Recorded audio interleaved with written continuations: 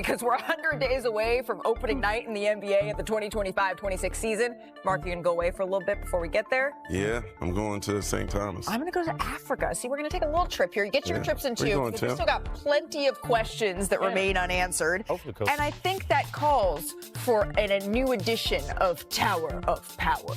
Oh. The Hero Deal was so powerful. That sounds like a job for Wendy's Tower of Power. Oh, that's interesting. I'm palming the ball. Number 5, 4, 3, 2. Number 1. I say it in a voice. Tower of Power. Tower of Power. Starring Brian Windhorst. Malika, I heard McMahon's going to Puerto Vallarta. He'll tell you all about it. All right. The five biggest questions. Number 5, the Warriors, will they take care of the rest of their business? I know some of their fans are frustrated at their lack of activity, but they could end up with 3 of the most significant free agents left on the board. Now, Jonathan Kuminga, restricted free agent, that's obviously a tension-filled situation, but there's a possibility they could get something done with him. And then there's Al Horford, who's probably the best veteran free agent on the market. He is lined up potentially to sign with the Warriors, and don't be surprised if they can get DeAnthony Melton back, a guy they traded last year after he had a knee injury. Wait, Brian. And number 4, dispatch from Kendrick Perkins. Will the Warriors finish business? I believe on this show there's another way that we could frame what you do with business. Stand on business. Stand on business. All right, Sorry. number 4, please continue. Sorry, all right. Number 4, don't forget about De'Aaron Fox. Remember, he's got a big contract situation with the Spurs. They traded 3 first-round picks for him last year at the trade deadline, and you know they did that thinking they were going to get him under contract. Now, he cannot extend on a new deal until August 3rd, so it would come after that. They can give him up to $230 million over the next 4 years, adding to the deal the 1 year he's got now. Will they be able to get him for less than that, or will they give him the full max? That's something that we're going to definitely keep an eye on. At number 3, the buyout we've been waiting for longer than any other buyout, and that's Bradley Beal from the Phoenix Suns. I mean, the idea that you would buy out $200 million players in the same summer with him and Damian Lillard is something I never thought I would ever see, but it's coming a little bit normalized. Beal would have a lot of suitors if he gets to the open market. He's going to have to take at least $14 million less for the buyout to be legal, which means he's going to want to recoup that money. The Clippers are a team that you would think would be a strong candidate for him. Eventually, I think that's going to get done, but I've been saying that for a week and a half. All right, and then we got a couple of extensions to pay attention to. Kevin Durant, he got traded to the Houston Rockets, in case you forgot. That was a huge deal, arguably the biggest move of the summer. But Durant has only 1 year left on his contract, and there's a big reason that the Rockets would want to get him locked into a deal that's longer. Now, he can sign for up to 2 years at about $120 million. That's huge money for a guy turning 37 before the start of the regular season. Would they try to find a deal that is for less than that as they try to fit in all their other big contracts? Keep an eye on that. Can we get a drum roll? Number 1, the biggest contract extension of the summer. You know who it's going to be. Luka Doncic. Everybody knows from the Lakers camp that August 2nd is the first day that he can sign it. I would not expect it to happen that early. There are various reasons why the timeline would be pushed to September. Don't react negatively, Lakers fans, if you don't see a deal right away. He's playing for the Slovenian national team. Also, it behooves him probably to take a 3-year contract extension. The Lakers can offer 4 and 230, but it makes sense for him to take a 3-year extension for various long-term reasons. But anything that he would sign would be terrific for the Lakers. They're going to obviously make that their offseason priority. This is important. Can you just underscore this for us? You said don't freak out, which, you know, is easier said than done when it comes to all of us NBA fans. Don't freak out if August 2nd comes and goes and you don't see something. Can you just explain? Yeah, so he's playing for the Slovenian national team at the European Championships, frequently called Eurobasket, which is one of the most valuable tournament for the Europeans outside the Olympics.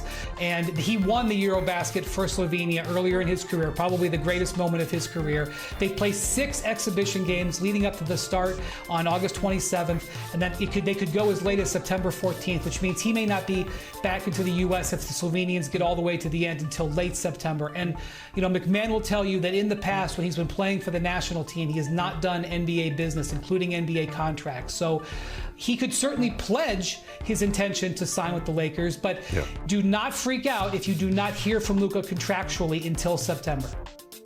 Yeah, and look, the reason it's an August 2nd extension date is because he waited until after the Olympics to sign his previous contract with the Mavericks, even though that deal was a mere formality. He was asked at his exit interviews that year about, hey, what do you think of maybe signing that Supermax? And he laughed and said, you know what I'm going to do. This is not a mere formality. This is the first time that Luka Doncic has really had a decision to make in terms of the contract. There is no Supermax eligibility. That blew up when the Mavericks shanked him in the back and shipped him to L.A. That's just a simple fact of the matter.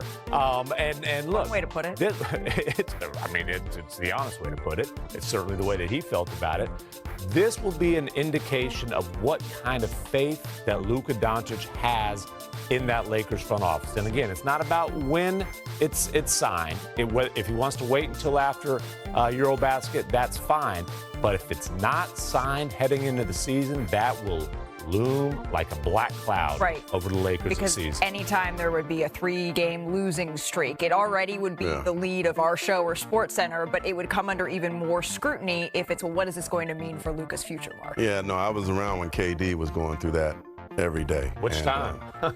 Well, the Golden State thing. But with Luka, this is kind of like a cool European tour right now. He's in great shape, he's changed his diet. He's obviously in Slovenia getting ready for the national team, but he was just in Greece. That looks like a good time. Hanging out with Jordan. I'm sure the turn-up was outstanding in Athens, Greece. And then, he had the turn out or the turn up? The turn up. Both. Yeah. Both. Trae Young wasn't there. He's in Summer League trying to get his contract situation together. Another thing to look out for. But I think for Luka, who plays August 28th against Poland,